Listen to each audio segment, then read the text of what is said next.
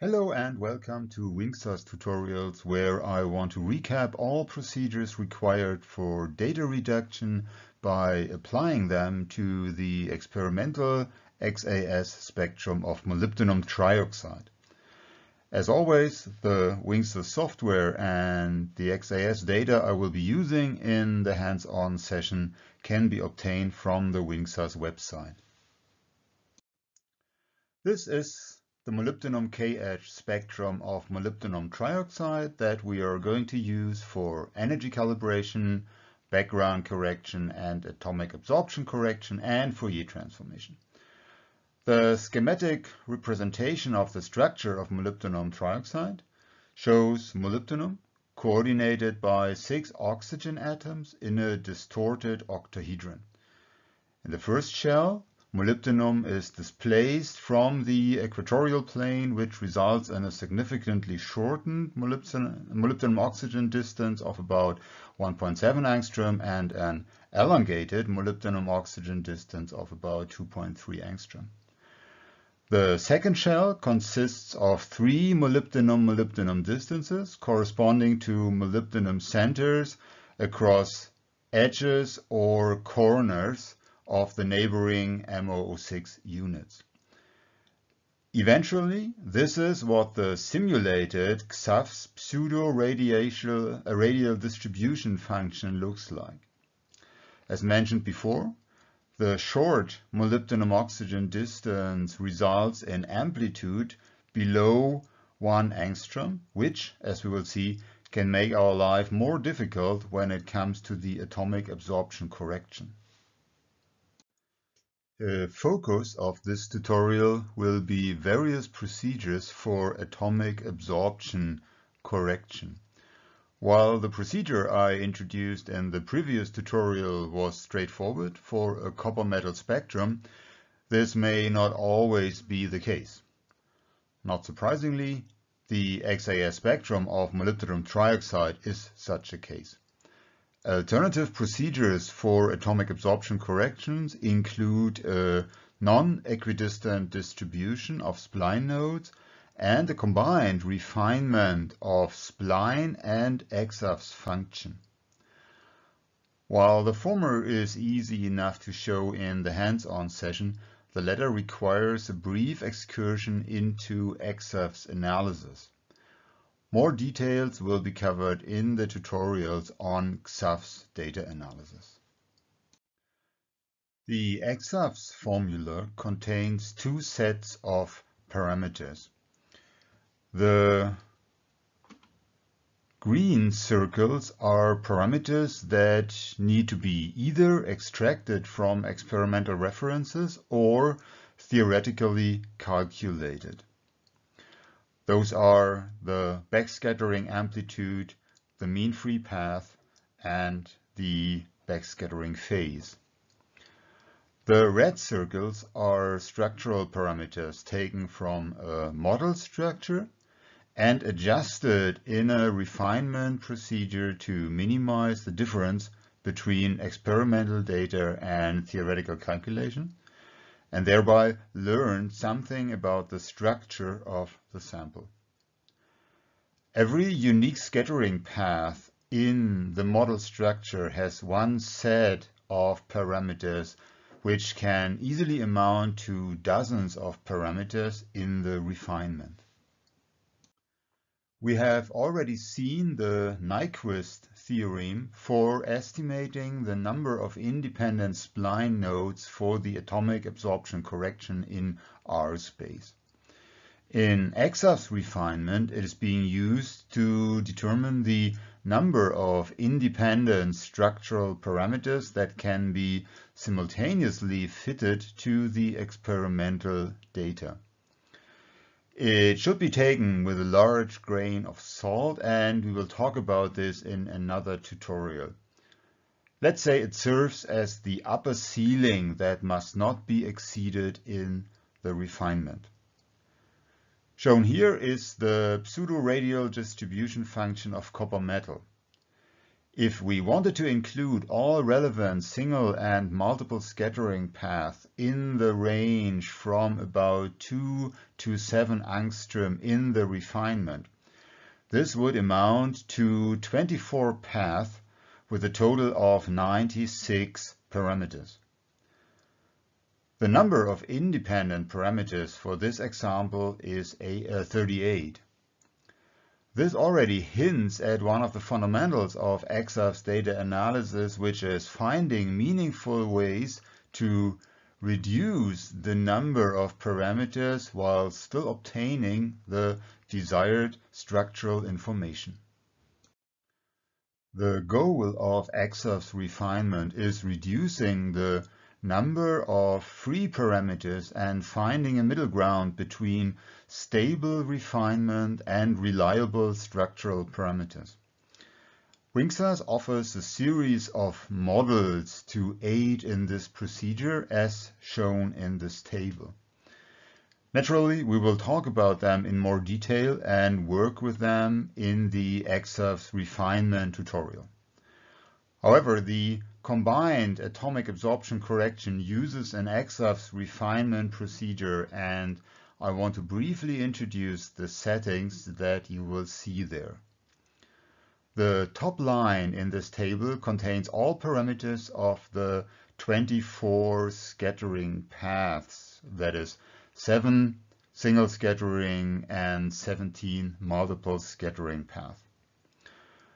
Going down in the table, the number of free parameters is reduced by correlating or constraining parameters in certain columns.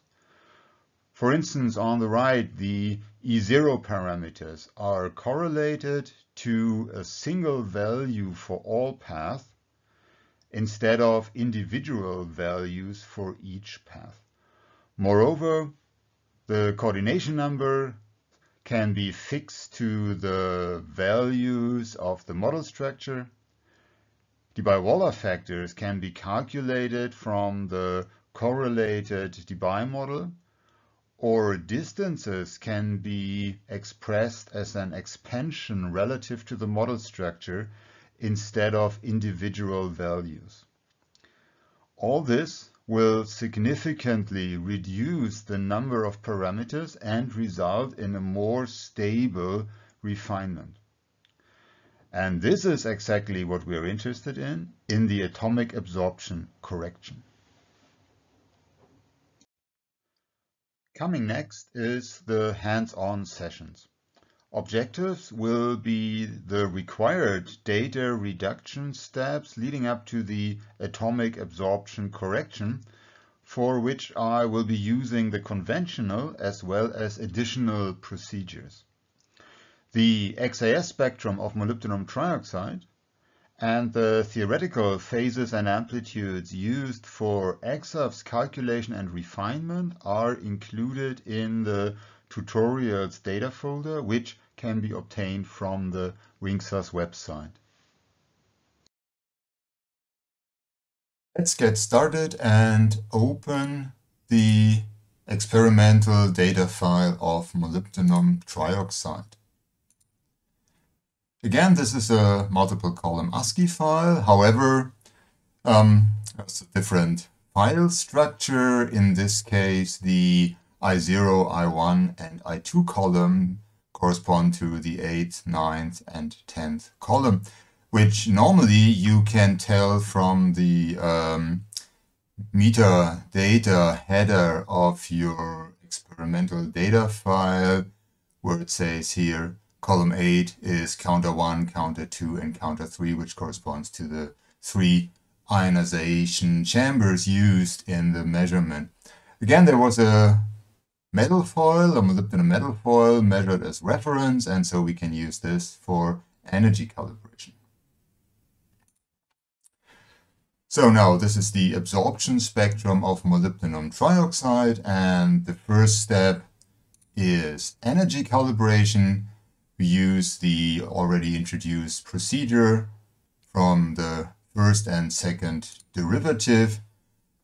Again, the automated procedure searches for the maximum in the first derivative which in this case actually corresponds to the second inflection point in the spectrum of the molybdenum metal foil reference.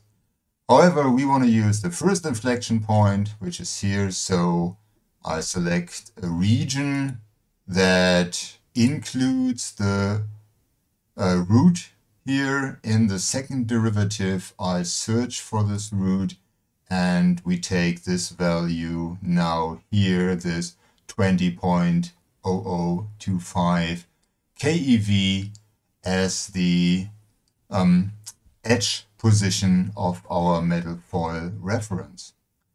Okay, again, I can input the elemental symbol for molybdenum, no number, then it corresponds to the molybdenum K edge, and the tabulated value here is 19.999 keV. Okay, and we have our energy calibrated absorption spectrum. So the next step is background correction. Again, we want to use the two polynomial fit, so one polynomial for the pre-edge region for absorption correction, background correction, and the second polynomial for normalization. However, in this case, we are going to use just the horizontal line for the normalization to make it as stable as possible, because we're interested in extracting the chi of k, the atomic absorption correction, and we want to use different procedures for that. And to make those procedures comparable, we just use a very simple procedure for the normalization. So as already performed previously, we select a range in the pre-edge. Again, just mentioning that with the right mouse button, you can toggle between left and right border. So I just select this range here, click on show. So this already includes the rise in the absorption edge. I do not want that, so I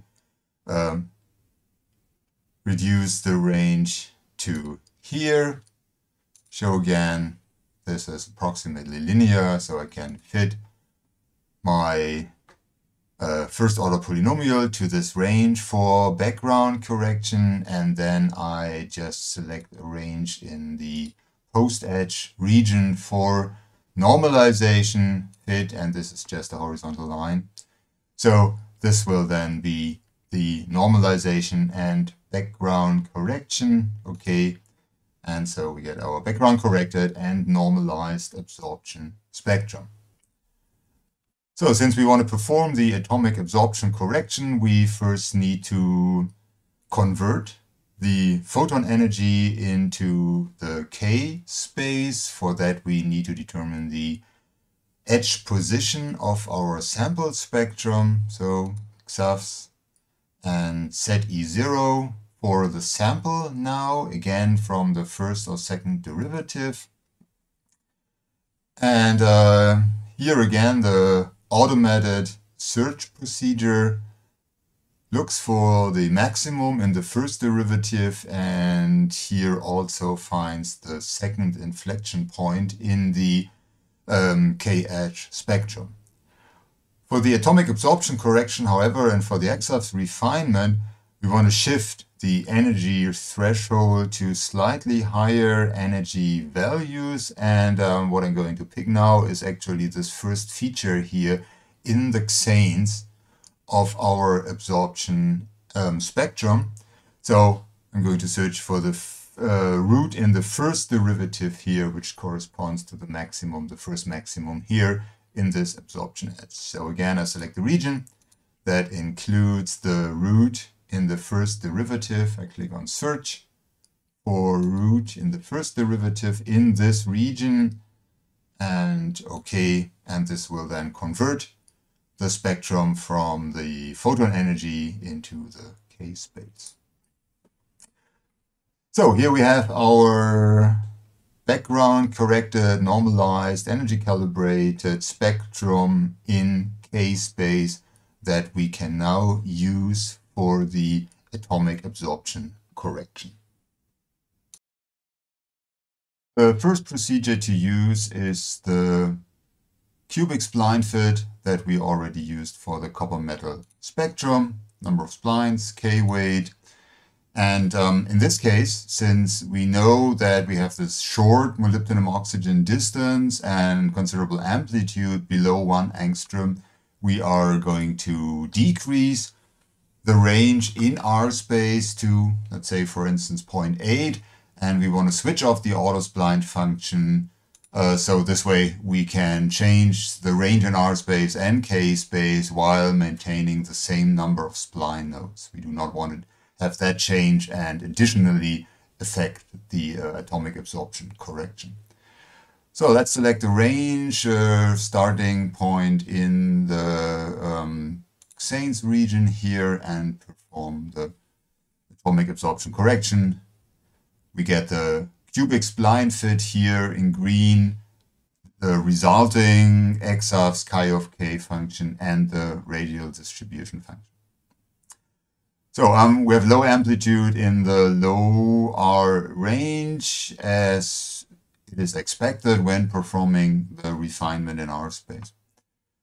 So let's change the borders, right and left border, to see the effect on the radial distribution function. We can decrease this and we see it has a certain effect on the radial distribution function.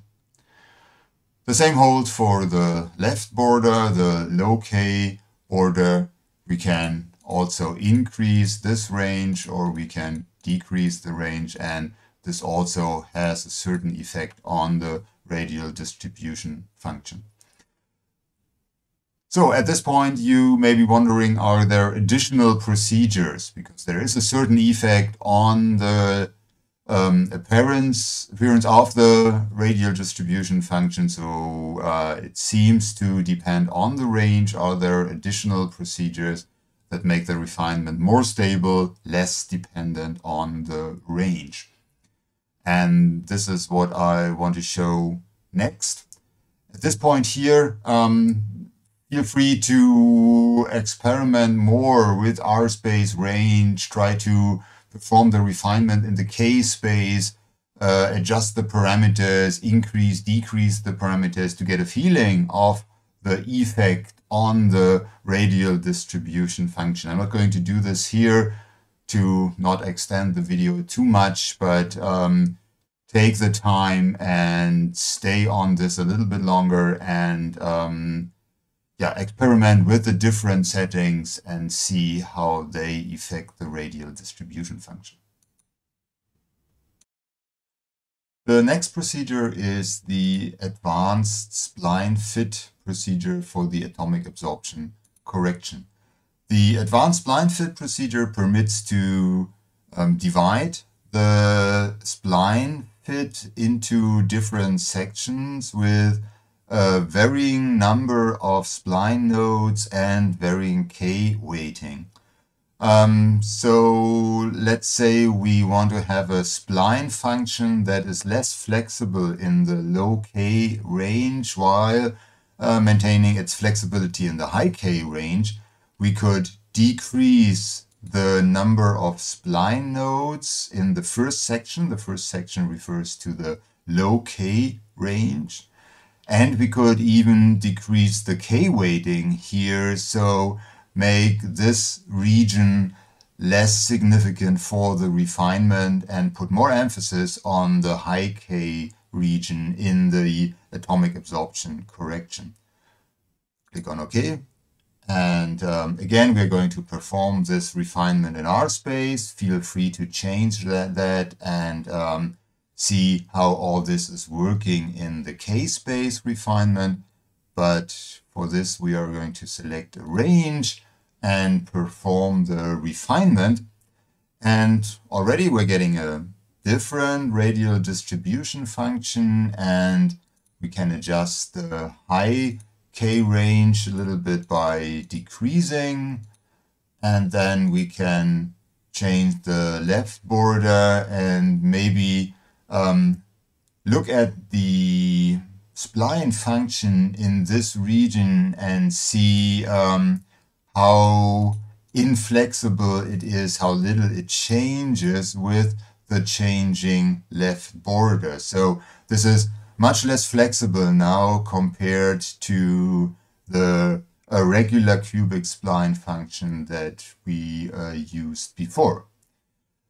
So this is a way to adjust the cubic spline to tailor it to whatever you want it to be for the atomic absorption, either more or less flexible in different region of the spectrum by changing the number of nodes or by changing the K weighting in the parameters box as shown in here. The K weighting that is below, that is here, down here, this refers to the display of the radial, the display of the chi of K down here. So this can be 2 or 3. This only is not used in the refinement. This is just for display purposes here in this region of this box. Okay, so that's this procedure. Again, feel free to change the parameters and see how they affect the radial distribution function. And I'm going to proceed now with the last procedure that I want to introduce in this tutorial. The last procedure I want to talk about is the combined refinement of a spline function and a theoretical EXAFS function, as I described in the first part of this tutorial. In the atomic absorption menu, there is no separate entry for this combined refinement. Instead, this combination of a spline function together with a theoretical EXAFS function is available as an option for both the regular spline and the advanced spline function. I'm going to use it with a regular spline function, but feel free to also, of course, try it with the advanced spline function.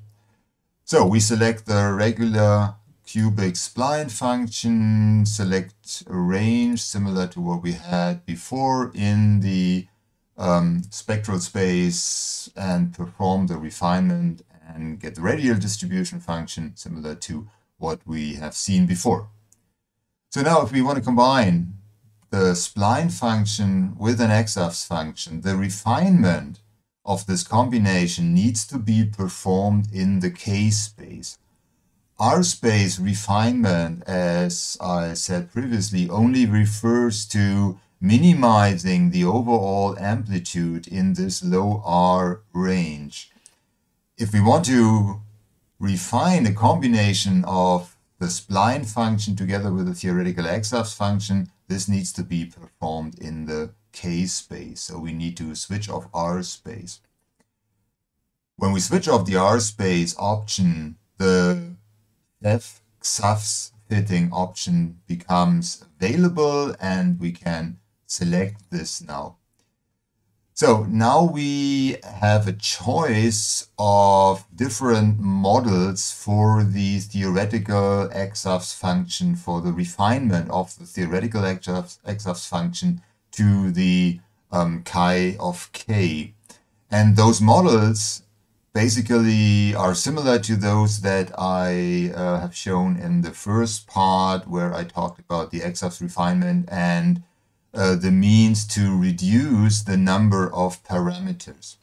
So here, certain some selections are already being made and cannot be changed. For instance, coordination numbers are all fixed to those of the structural model. We use the same E0, so only one E0 parameters for all scattering paths. This is preset and cannot be changed. What can be changed are models for the distances and for the Debye-Waller factors.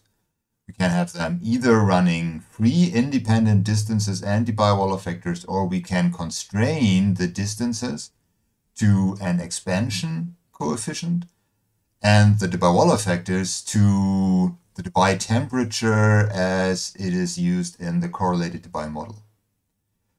So we, for the sake of this video, just leave the parameters free. on OK.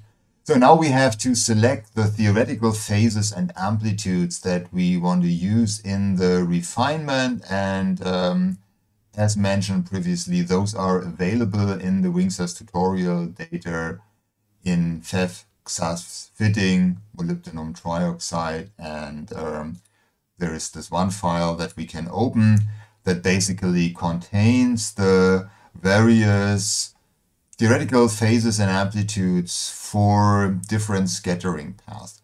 Shown here is a list of those scattering paths. Those are only single scattering paths indicated by the n-leg parameter of 2.